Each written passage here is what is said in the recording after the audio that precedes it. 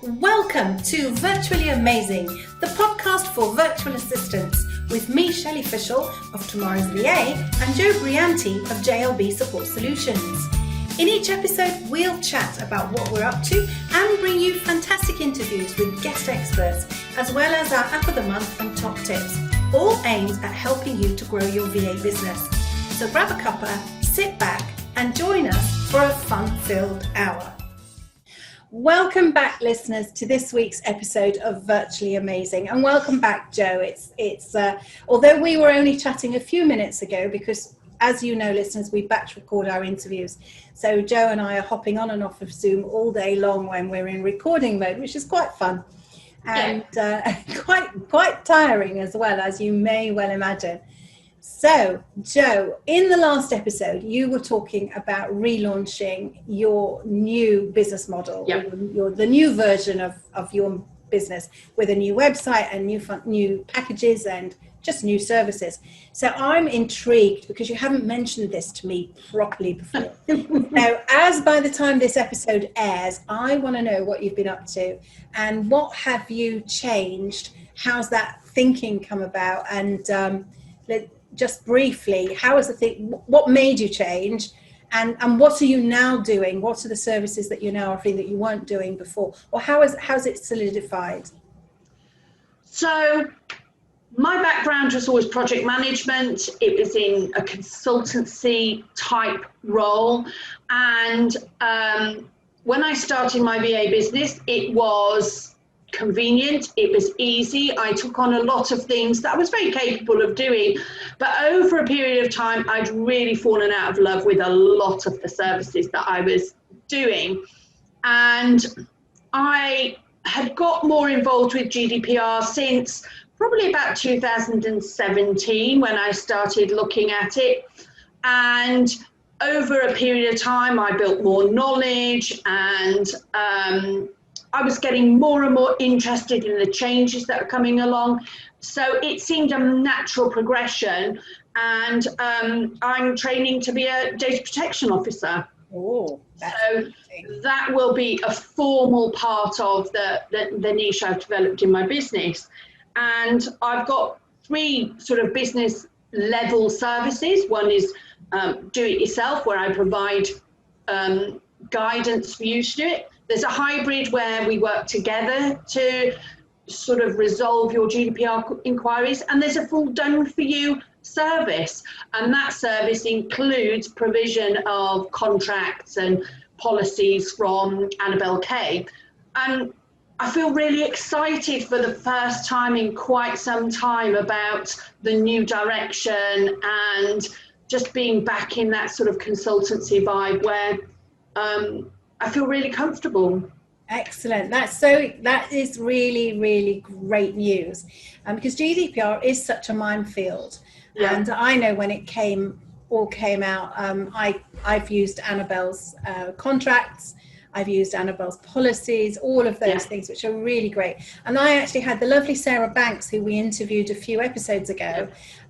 She actually came in and helped me formulate all my policies and get them done, because I think often the legal language and understanding the terminology and what the requirements are bypasses a lot of us mere mortals, and you just need somebody with that kind of analytical mind that says, well, this slot's in this box and this slot's in this box, because it is kind of partly a tick box exercise, but partly a proper requirement, which is quite a proper requirement, because people's data is important, and safeguarding that data is very important too. So that's really exciting. So how does it fit with your other, I presume you're not going to stop offering all your other services? Some of the other services I have stopped because they don't fit into the kind of niche that I'm pulling together. And alongside the data protection work, there's still very much the support for systems and processes, because those underpin your GDPR. Yeah. Selecting the right tools and configuring tools in the right way helps with your compliance, but it also helps to streamline your business. And I think they're all very integrated. So that is where my niche sits. So there's a lot of other things that are, I'm coming to the end of contracts with people and I'm directing them to people who want to remain doing that type of work. And I am very much pivoting in that new direction. And so I'm in that sort of crossover point where things are moving quite a lot at the moment. And it's exciting, it's challenging, and it's looking really sort of optimistic for the future. No, I'm so pleased. It's really great. And I think it's really important once you can figure out what it is that you love doing and how you can bring that into your business.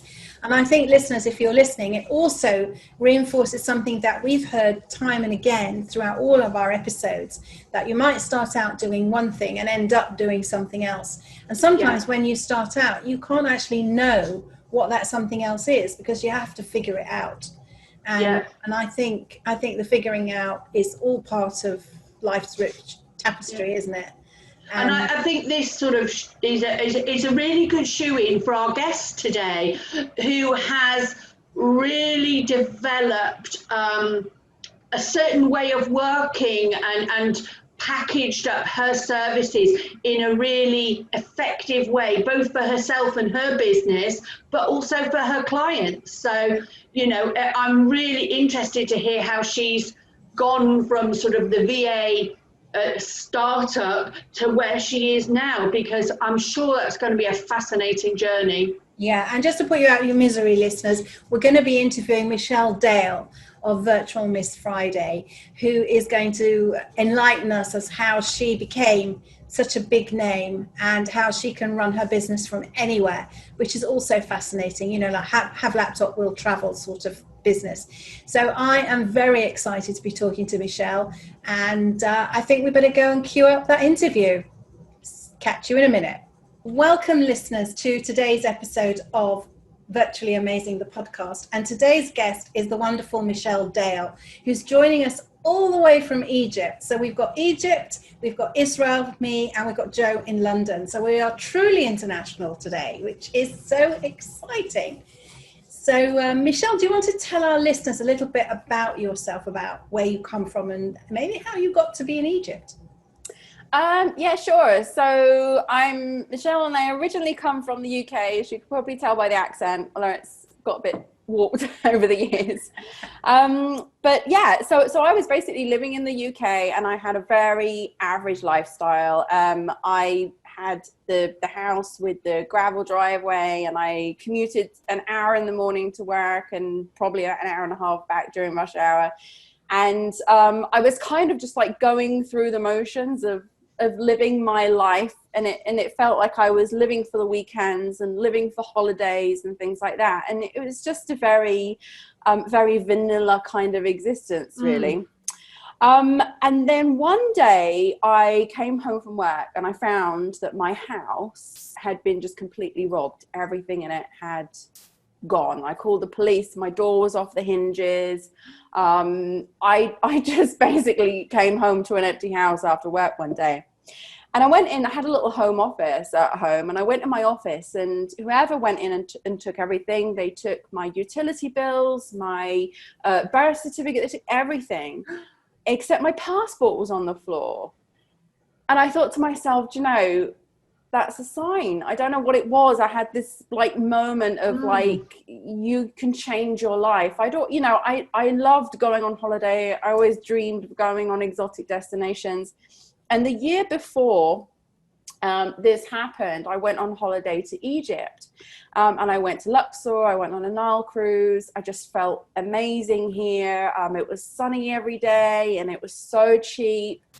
And I just kind of sat on my living room floor and I just thought, this is it. This is my time. I've lost basically everything that I've worked for over the years. And now this is a sign that it's my time to change. So literally the next day after this, I went in and told my work. I had an office job, and I went in and told my work that I was leaving. And I went down to the real estate agent. I put my house on the market. And I went to the travel agent, and it was all on the same street where I worked. I was working in a bank. And I went to the travel agent and I booked a ticket for Egypt for exactly 3 months later, which was the day before my 24th birthday. So I thought, I'm going to start my 24th year in a completely new life. And during that time, I just sold everything. And then I had my laptop and I had my suitcase and I had my plane ticket. And then I ended up in Egypt. Wow, that's an amazing story. That do you know, of all the stories we've heard about reasons for people to start their kind of VA journey or their new life, having their house robbed has not come up yet. That is amazing. I know. I didn't realize that. I think your reaction there was amazing, more than that, how you didn't discombobulate. Yeah, and crumble. Yeah. I know, and I did have a good cry, and I had a large bottle of wine or two that night as well. I had a lot of thinking to do, but you know, the crux of it was, in the end, I just knew that was my sign and that was my time, and I needed to do something. Yeah. So you move to Egypt. You get on a plane. You go on holiday to Egypt to live on holiday. And what happened next? How did you decide what you were doing next? Well, it was really interesting. So I only had a one-way ticket. And honestly, after that, I didn't know what I was going to do. I thought maybe I could stay there for a while and just kind of decide how I was going to continue with my life. You know, it was just kind of, I had no plan, basically. And I remember getting off the plane in Egypt and just this heat hitting me, and just remembering, you know, and it was also, I remember the sunset was coming down as well. So we landed like just as the sun was going down. And I just knew then, like, I don't want to go back. I don't want to go back to that old life. And then really soon after that, I started just opening up my laptop. Like I spent a few days just trying to get myself arranged, and I opened up my laptop, and then I just started researching how to make money online, because all I knew is that I needed to make money now. I didn't have a lot of money with me. So I need, because obviously I didn't really have a lot to sell after my house was all robbed and everything. And I had a big mortgage, so that had to, you know, my house was sold really quickly and that had to be paid off. So I didn't really have anything. So I had to earn money quickly, and I started researching. And back then in 2005, that was before even social media existed. You know, there was nothing out there. But I came across this concept of being a sort of mobile, but, you know, personal assistant type thing, where you could work from your home and visit people, like, you know, once a week or something like that. And I thought to myself, well, why would you need to visit? And I started looking into it a bit more, and I thought to myself, I could do this. I could take my skills that I had already just from working jobs, and I can put them online, and I could make a business out of this. That's amazing. That's fantastic. Yeah. And I did, by the way, I did loads of things coming to that point as well. It wasn't like it just came. I was selling Egyptian rugs on eBay, and I was trying to find work, just kind of like helping customer relations in hotels and things like that. I was doing everything. Yeah.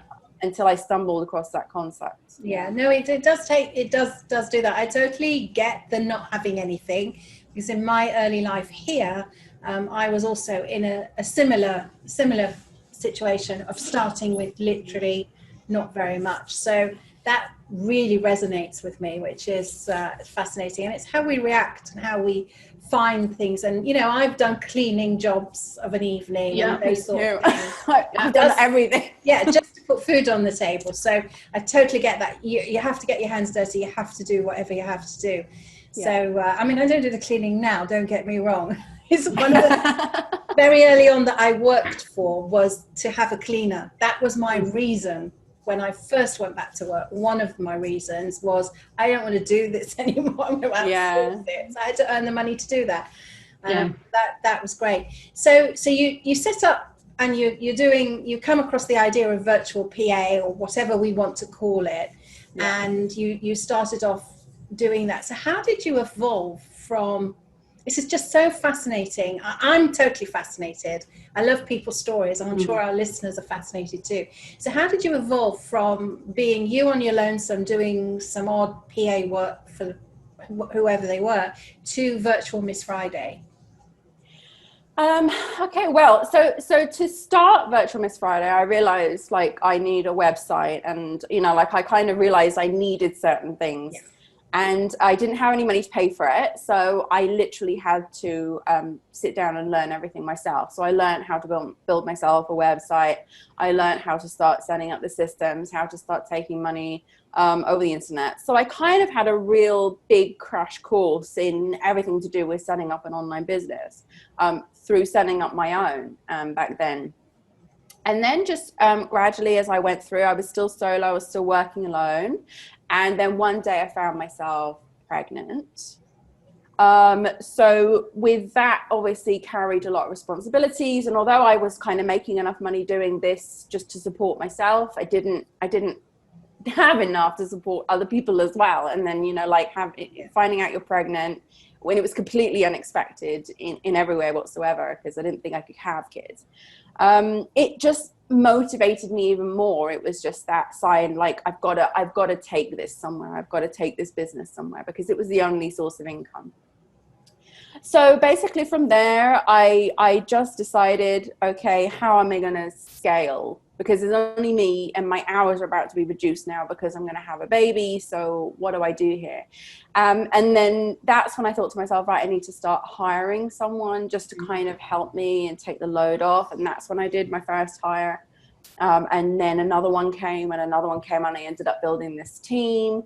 And from there, I just ended up scaling the income up a whole lot. And then what the concept of one sourcing was born, where you have one person responsible for your work and your business, but it's not necessarily that one person doing everything.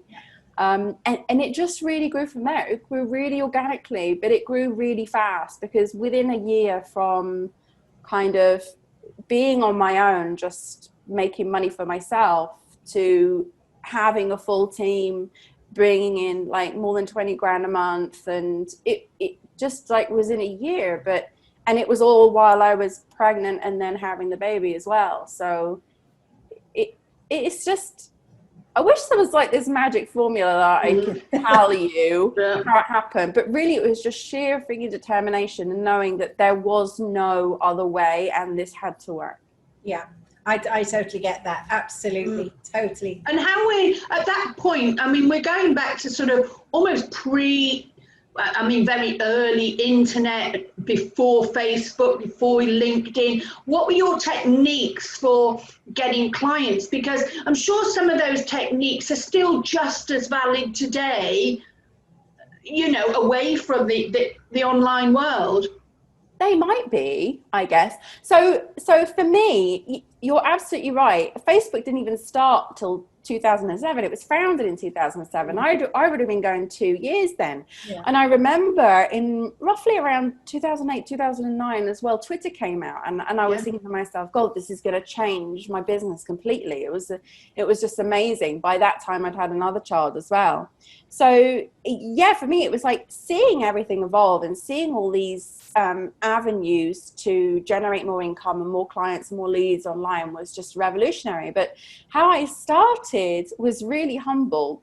Obviously, the first thing I did is I went and told anyone and everyone about my business. And I just said, please spread the word. Tell anyone that you can. I know it's an unusual concept and they might be afraid of hiring someone that's on the other side of the world, but, just let me talk to them. So that was fine. But I tell you, a lot of clients came from word of mouth, but I tell you where my first clients came from. I went back in the day, there was a lot of online business directories and places where you could post your business. And I just went and researched and got a list of as many online business directories or places where you could post your business as I possibly could. And I posted my website and my business details on all of them. And then from then I started getting inquiries from these places. So I think the first month that I did that, I got 3 new clients just from these directories. So I guess if I'm looking for directories on online searches, I came up in the search engines. That's amazing. That's really cool. So at the beginning, before the one source concept, which I think is fascinating, the idea of having somebody just run your whole business for you or take away all that admin, leaves you to get on with whatever it is that you do, instead of having to find people to do all those different things. So I think that's quite amazing. So when did that kind of idea evolve? Because obviously at the beginning you were doing all the regular stuff. Yeah. So what happened was I started in 2010. I was doing really well in my business, really well in my business. And and I was still traveling and I was still living in different countries. I think at that time I was living in Spain. So a lot of people had sort of found me then at that point and saw what I was doing. And I wasn't very public in the beginning about the travel aspects. I thought that might be detrimental to my business. And then in the end, I just thought, no, I want to start sharing, because I used to get a lot of questions from virtual assistants, like, how did you get started? And where can I find information? And who trained you? And it's like, I trained me. So I thought to myself at that point, I was getting so many inquiries from virtual assistants. So I thought, okay, I have to do something to kind of just be able to help people, but not doing it all individually and things like that. So I decided to start blogging then and created a training course. So in 2010, I started training virtual assistants on how to become a virtual assistant. And then as I was doing that over the years, and people started to say to me, like, I really want to learn how to scale up, and I really want to learn how to do what you're doing and make this kind of income and these, you know, take it into six figures and multi-six figures. And then that's when I decided to conceptualize what I'd done in my business by going into consulting, creating a team, doing the whole digital operations management of it. And then that's when One Sourcing was born, when I gave it a name, basically. It'd been going for years, and then one day I just said, I can organize this into a structure that can be replicated by other people, and I'm going to call it One Sourcing.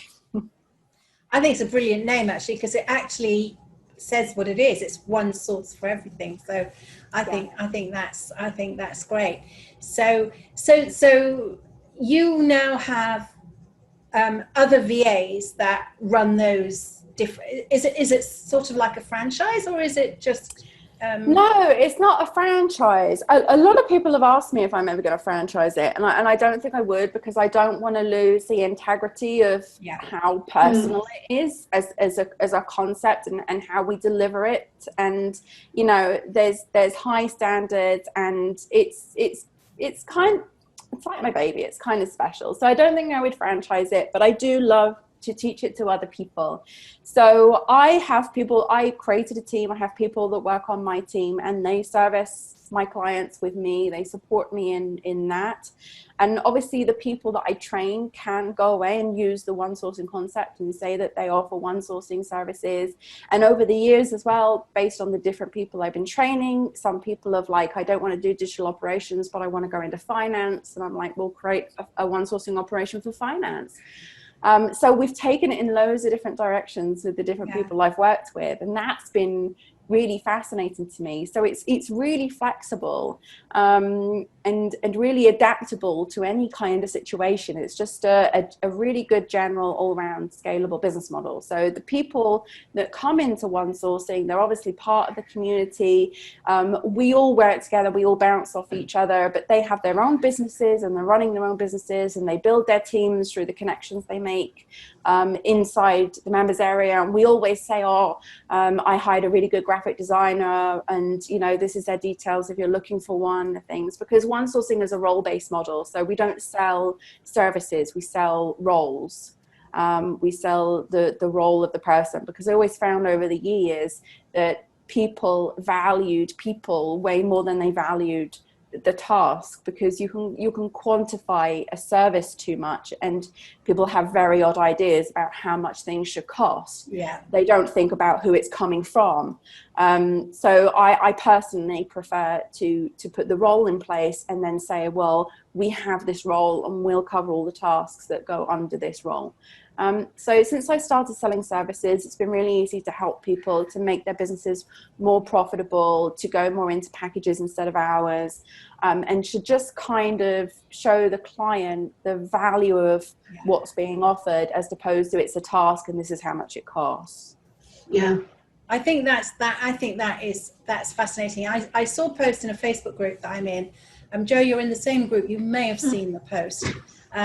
Somebody was saying how they have a virtual assistant and she does so much for him, and she does this. She basically does what you do, and he wants to give her a business title. What title should he give her? So there's a whole thing all about the title. And then somebody popped up, and I think you should give her a bonus. Absolutely. Definitely. If she's so valuable, then give her a stonking great business title and a bonus. Yes. So, yeah. I vote for that too. It's one of those things in this industry. You see a number of conversations about business titles. Am I a virtual assistant? Am I an online business manager? Am I, it's more about the services and the value you offer rather than the title, I would have. Yeah, this debate about should I call myself a virtual assistant has really been going on since the early days when the term virtual assistant was first coined, and everyone's saying no, you shouldn't, because it makes you, and particularly when it started going a bit more global, and we've had people out in India and the Philippines calling themselves virtual assistants, and people in the Western world getting upset with that. It's like, come on, this is so petty. It's like, if it describes it and people know the term, then use it. I'm proud to call myself a virtual assistant, and I could call myself a CEO or or whatever, a managing director, or God knows what else, online business consultant, manager. It really doesn't matter. People are not buying a title, they're buying into me and what I can do for them. So yeah. Well, that's really good. So what kind of tips, coming back now to my list of questions, which we haven't even got to because it's been so fascinating. I talk so much that No, Don't stop. So interesting. It's really, really interesting. So what tips can you give to somebody who's just starting out? Are there any lessons that you've learned that you could save them from learning? Yeah, sure. Well, from my own struggles and for what I've seen really helps accelerate other people when they're starting as well, is to really go out now and find a good mentor, somebody who's doing exactly and has the business exactly how you want it. Whether that's working just as a solo VA or part-time or having a team, whatever. It's go and find the person that you can look up to, your go-to person to learn from. If they happen to also be doing training or mentorship or coaching or anything like that, that's just an added bonus.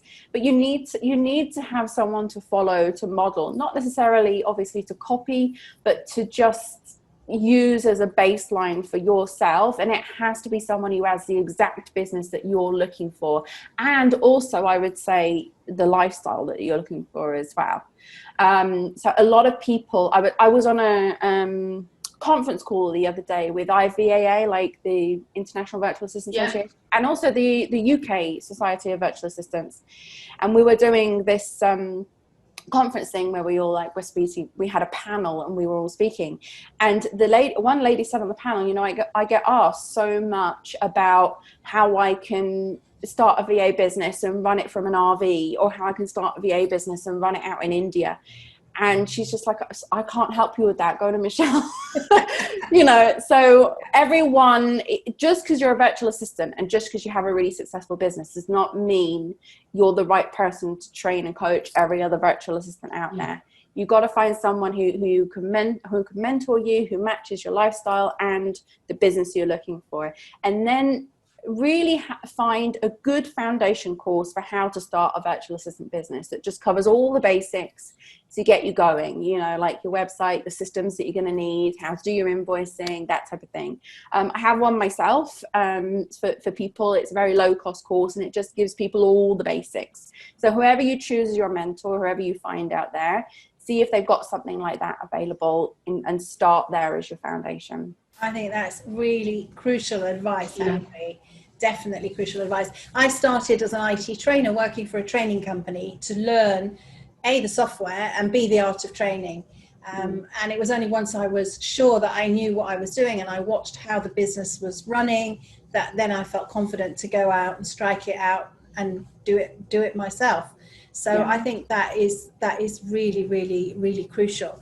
And it's also interesting, Shelley and Michelle, there's a very definite theme for the last couple of podcast recordings where, you know, we've spoken to you, Michelle, and we've spoken to Rebecca Newnham, and a couple of others before that have all mentioned they have a mentor, they have a coach, they have worked not necessarily all the time, but they have, you know, they've had a period of coaching, they've moved their business forward, they've taken on some mentoring. And I think that's a real lesson for all of us. Yeah, I think I agree. I've always had a coach on and off, not consistently all the time, but every so often I'll think, okay, I now need to move to the next level or do the next thing. And I'm not sure what that next thing might be, but somebody else will know. And so I'm about to start working again with an online training coach, because that's what she does, online training, and she's a coach. So it's going to, and you know, and she's going to be able to tell me how, well, help me figure it out. Because I think the thing I've learned from coaching is that we actually have the answers. It's just the coach helps you find those answers. Yeah, extract them. Yeah, totally. Yeah. And I mean, when you start thinking about packaging your services, going from an hourly rate to a role-based or a package rate, what sort of things do you take into consideration when you're thinking about that? And do you kind of, I mean, this is just a facetious comment. Do you do like finger up in the air and say, well, it's worth so much? Or do you actually sit down and say, well, that job's going to take this many hours and it's going to cost me this much, and then I need to add on that much, and then you kind of round it up a bit and get to a price? Yeah, this is a really good question. And there's also been so many debates over pricing over the years, like should you do by the hour? There is also this concept of value-based pricing where you kind of look at the client and size them up and say, oh, I'm going to charge you this. I don't do that. I don't do the value-based pricing model where some people could be getting the same service and it depends what it's worth to them or how much they can pay. I have my packages and they're fixed. And for me, it's like I base my packages generally around the time it's going to take and also the profit that I want to make. Because obviously a lot of the time I'm doing the consulting and I'm also overseeing my team, but I have a team leader and I have people that do the work. So that all has to be factored in, but that's all part of the value of the service. When you hire a solo virtual assistant, you're taking the risk that they might get sick, they might drop off, they might decide to leave one day, they might get a client paying more than you, and you know, so the value of having the team in place and the cover in place, and always there's two people that know exactly how to service the client, so there's never any downtime, that type of thing. You have to factor all of these things into the cost. I also hire people, you know, because I'm a really good generalist VA. I know how to find my way around most of the services, but do I specialize in all of them? No. Like I specialize in a couple of things, but I hire professional people to help me. So I have to factor the cost of having professional people in those specific roles, whether it be graphic design or a website developer or anything like that. So it really helps generally, just as a tip, to have a really good grasp on the overall concept and roughly how long things take. So when you are doing the hiring process and doing your pricing, you can say to yourself, well, I know roughly how long that takes. Also, there's another thing that I do. I have very strict parameters about my services and what's included in them, from the systems that we use to the number of pages we're going to build on a website to all these. So I get very specific when I do put packages together, and anything outside those specifics, I say there could be an additional charge. So I get really specific on what I'm offering. I get specific on knowing who's going to be doing it, what I'm paying those people, and how long it's roughly going to take. I add in a little contingency, and then I get my package price. That's really useful advice, I think. And I think that's a really good way of looking at it as well. And I think it also comes back to that thing of you having done all the jobs yourself at the beginning. Because you know how long it would take. Now, of course, if you're not really a web designer, or not a designer, a web developer, it's going to take a web developer less time to do it, but they are going to charge more because they've got that expertise. So I think that is a brilliant way of putting it all together. And I think also what strikes me is it's not something that you might think about or know how to do right at the off. It might be something that kind of creeps up on you as you've been in business for a little while and you suddenly realize there must be a better way of doing this. So very, very much so. Yeah. And obviously I have my service packages, which are all based on the roles that we offer, like personal assistant, customer service representative, that type of thing. So I have those service packages and they're usually fixed. And I fix those between a 5-figure business, a 6-figure business, and a 7-figure business. Because I kind of know roughly, because I've worked with all of them, and I know roughly what it requires to operate an online business that's churning that amount of money. So for me, it's kind of like the experience. It comes with experience, and you will sort of fall flat on the face sometimes. You might lose money some months, but you'll learn and then you'll improve from there. You know, I also have my consulting rates and I have my project rates as well for building websites. So brilliant. Absolutely brilliant. Joe, do you have any more questions for Michelle?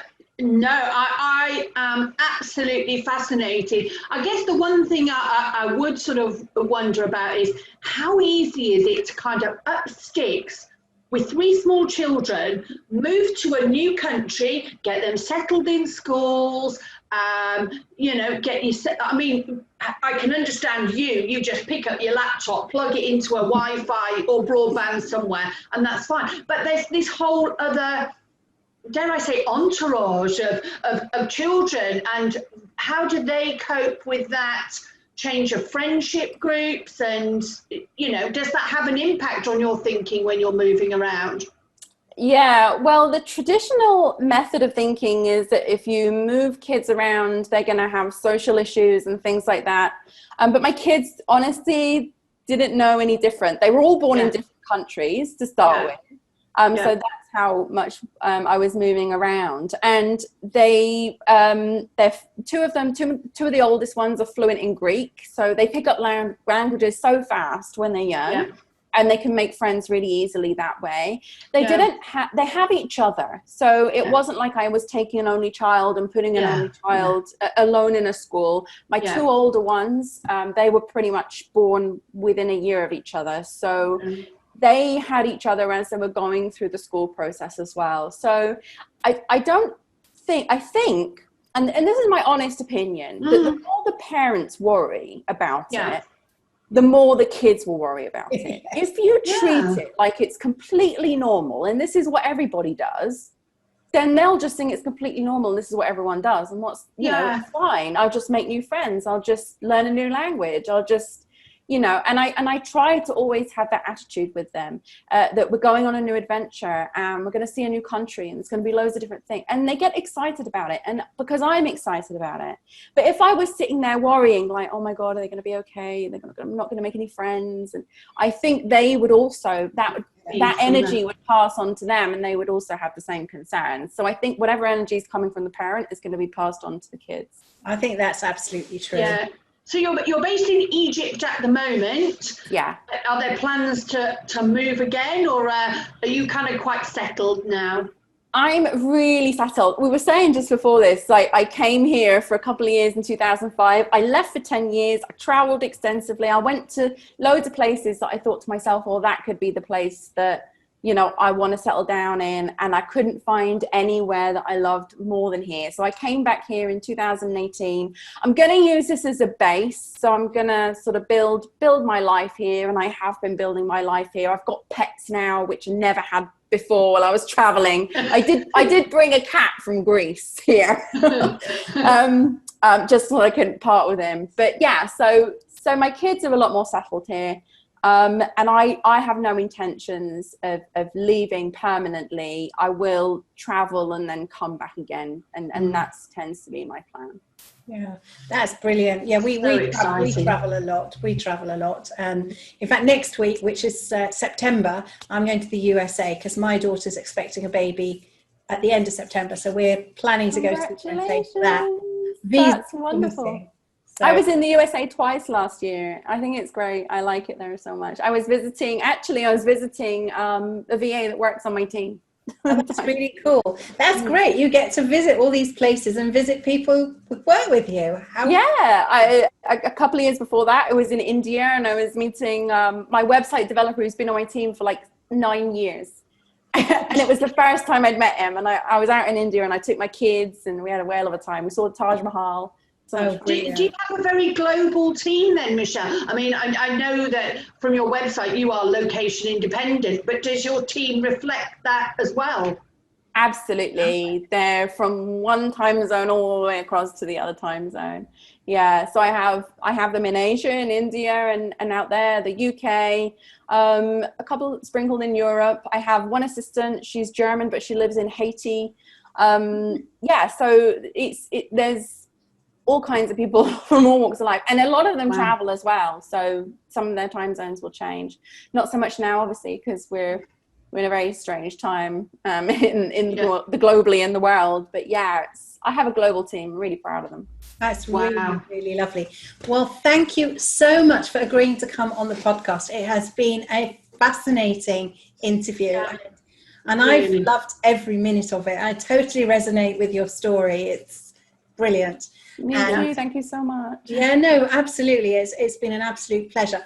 And listeners, all Michelle's details will be on the webpage that will go out with the podcast later on in the year. This will go out October, November time. So we'll be able to reminisce about how nice and warm and sunny it is right now at the end of it. It'll still be warm and sunny here in November. We record these in batches because it's the only way Joe and I can sort our diaries out. So that's what we do. So thank you once again for listening, listeners, and we'll catch up with you in a minute. Well, hello, listeners. Wasn't that an absolutely amazing interview? What do you think, Joe? Just so fascinating. I had no idea of where Michelle had come from or her backstory, but as I said in the podcast recording earlier, there's a very definite theme coming through from a lot of our talks about the stages of growth, getting a coach, getting some mentor, getting somebody to help you brainstorm those ideas to take you to the next stage of your business. That was really, really interesting, and it comes across. And her approach to packaging and the question we talked around pricing and all of those kinds of things was hugely fascinating. I've learned so much today. Yeah, I think so. And I love the idea of role-based pricing rather than time-based. And that's something that I kind of do. My courses are task-based. So they're about solving a problem rather than knowing how to do this. So I totally resonate with that idea of you're selling a solution, and the idea of one sourcing or insourcing, I can't remember how she called it. I think that's brilliant. The idea that somebody else can just shoulder all of the admin for you and you just don't have to worry about it as a business owner is hugely liberating and must be worth every penny. But you're right. I think for me, the big takeaway from this episode and last week's episode is this idea of having a coach, mentor, trainer, somebody to hold your hand and show you the way. And one of the things I liked that Michelle said was, and I have heard other people say this, is find a role model, basically. Find somebody who is doing what you do, but in the way that you would like to be able to do it, who has the aspirational lifestyle or whatever that might be. Now, it might be living in a sunny country, but it might just be the freedom to go out for a walk whenever you want. It really can be whatever you aspire to. But find the person that's got the business like that and find out what makes them tick and how they did it. And the other thing that we were just talking about that sprang out of that also is having something that drives you.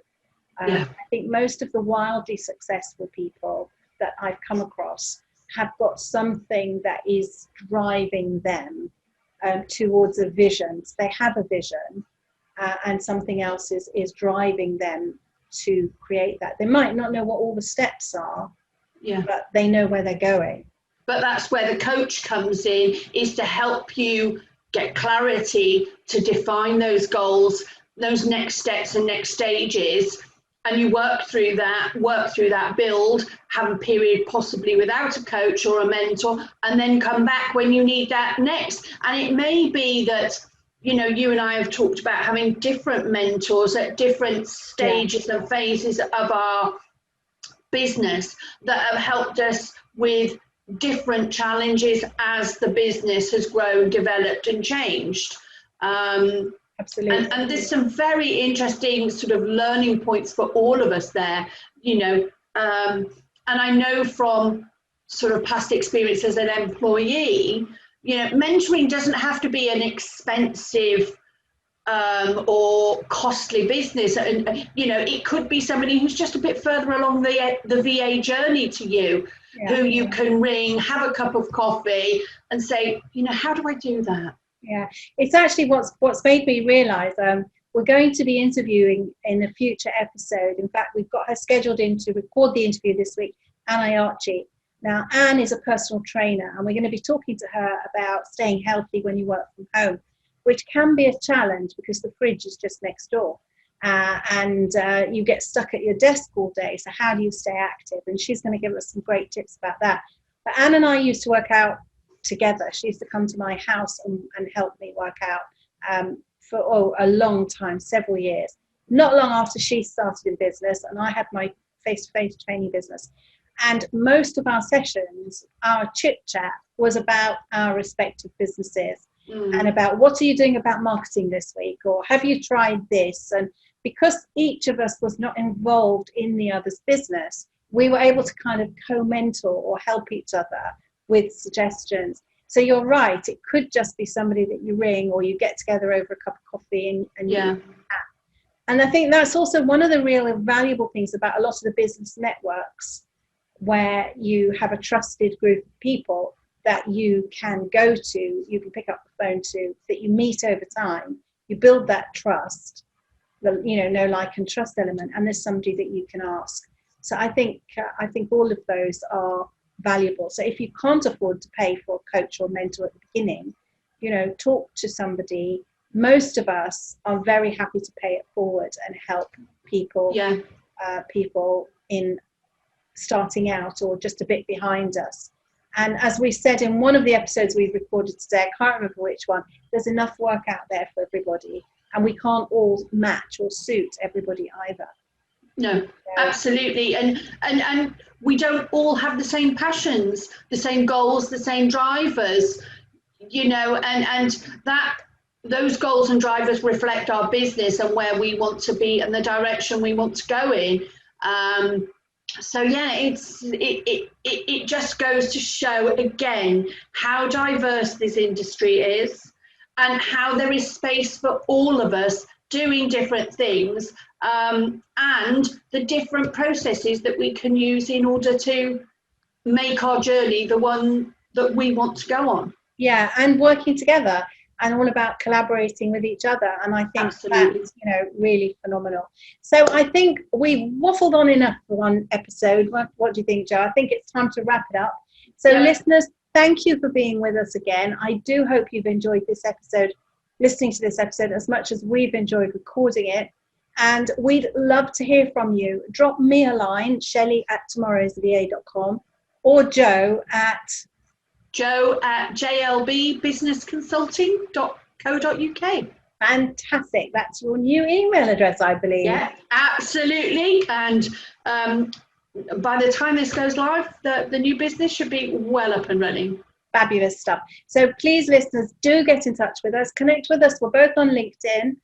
We're both in various guises on Facebook, although I don't tend to connect with everybody on Facebook. I try and keep my personal Facebook personal, but you can find Tomorrow's VA has a page and a group, so you can come along and join the Tomorrow's VA group.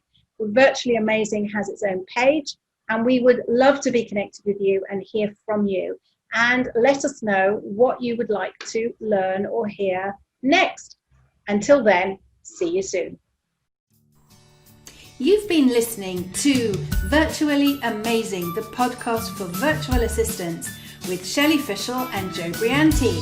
We look forward to seeing you or hearing you or you hearing us in the next episode, which is coming very soon.